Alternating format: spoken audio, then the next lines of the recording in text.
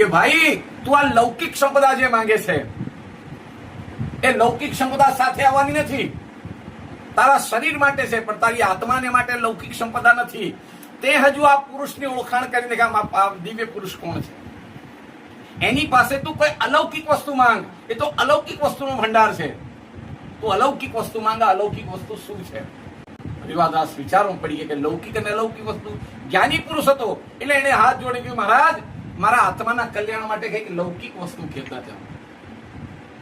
આપણે તો કોઈ સાધુ સંત મહાન તો આવે આપણા આંગણે તો આપણે તેમ માંગીએ પુત્ર પરિવાર ધન દોલત આવું માંગીએ. મહારાજ મારા માથા પર હાથ મેળો, રોગ મટી જાય, શોક મટી જાય, મારા ઘરમાં વીરવંત્રી વહેતા રોજ જતું રહે.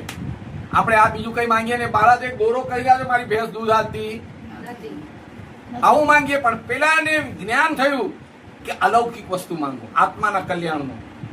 અને આત્માના કલ્યાણની વાત કરી એટલે શ્રી પ્રાણનાથજી જે ઘોડે ચડતા હતા એમને તુરંત રોકી ઉતરી ગયા અને ચાલતા 4 શબ્દ કીધા. કેટલા શબ્દ? 4 શબ્દો જ કીધા.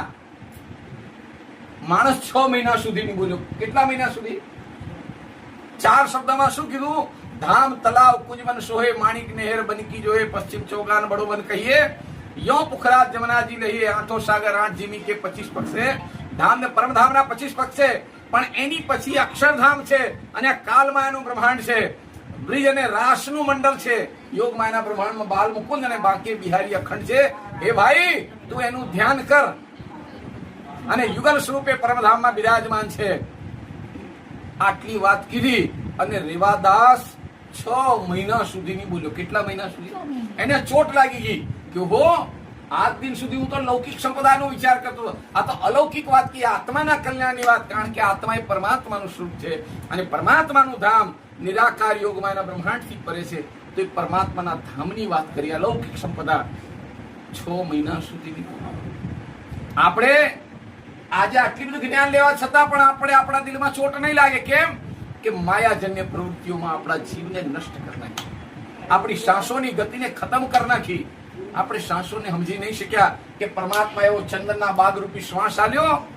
એ બાગને આપણે બાળીને કોલસા કરવા લાગ્યા. ઈર્ષ્યામાં, રાગમાં, દ્વેષમાં, લડાઈમાં, ઝઘડામાં, કુટુંબમાં, કબીલામાં, વ્યસનમાં, વિકાર, આવી માયાજન્ય આગમાં આ શ્વાસ રૂપી બાગ જે ચંદનનો છે એને ખતમ કરી દે.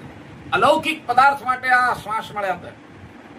શ્રી પ્રાણનાથજી મહારાજ આપણી આત્માનું કલ્યાણ કરે, પરમધામના 25 પક્ષનું ધ્યાન કરીએ અને પરમાત્માના દિવ્ય ચરણ કમલને પ્રાપ્ત કરીએ ને એવી મંગલ કામના આજથી આપણે ધ્યાન કરજો, પરમાત્માનું સ્મરણ કરજો.